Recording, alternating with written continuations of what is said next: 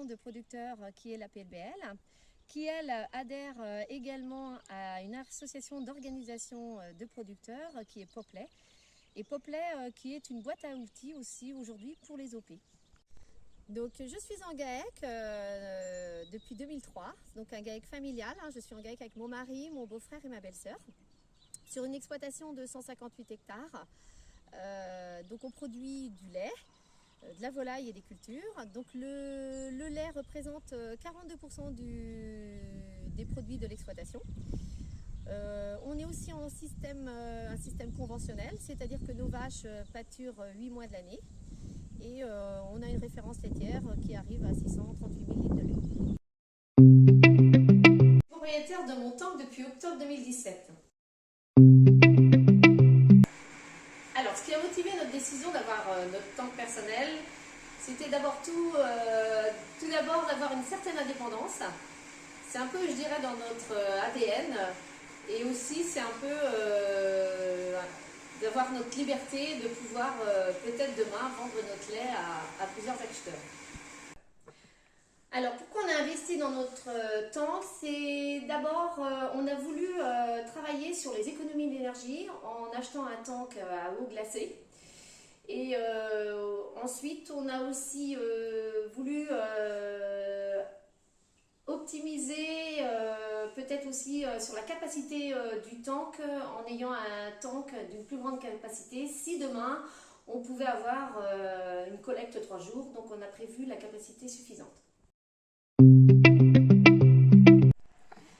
Alors nous, le tank, comme je vous disais, on a investi dans un tank à eau glacée. Alors pour nous, il y avait quand même un point important, c'était surtout pour répartir la consommation électrique sur toute la journée, parce que nous, le problème sur l'exploitation, c'est qu'on avait des grands pics de consommation le matin et soir. Or, en l'occurrence, avec le système d'eau glacée, on refroidit l'eau la nuit. Et on a un deuxième point positif pour ce tank, c'est qu'on a installé un thermastor qui permet de chauffer l'eau à 60 degrés avec le gaz du tank. Ça nous permet de réchauffer l'eau et à côté avec le chauffe-eau que nous avons à côté qui permet de monter la température de l'eau à 80 degrés. Donc ce qui est des économies d'énergie. Et à côté de ça, nous avons aussi un Optiflow qui permet de réduire la température du lait, c'est-à-dire qu'il passe par un système de serpentin, l'eau passe par un système de serpentin et refroidit le lait. Donc notre lait arrive à 17 degrés dans le tank avant refroidissement. Alors demain, moi je donne mon conseil pour les futurs installés, notamment pour les jeunes.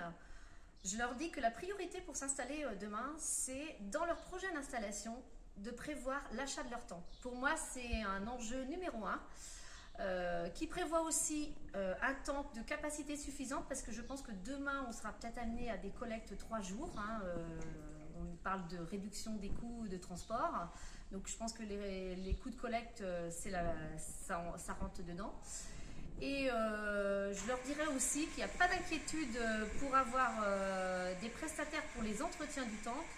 Il y a beaucoup de gens aujourd'hui qui font de la prestation frigorifique et nous sommes très bien servis et il n'y a aucun souci.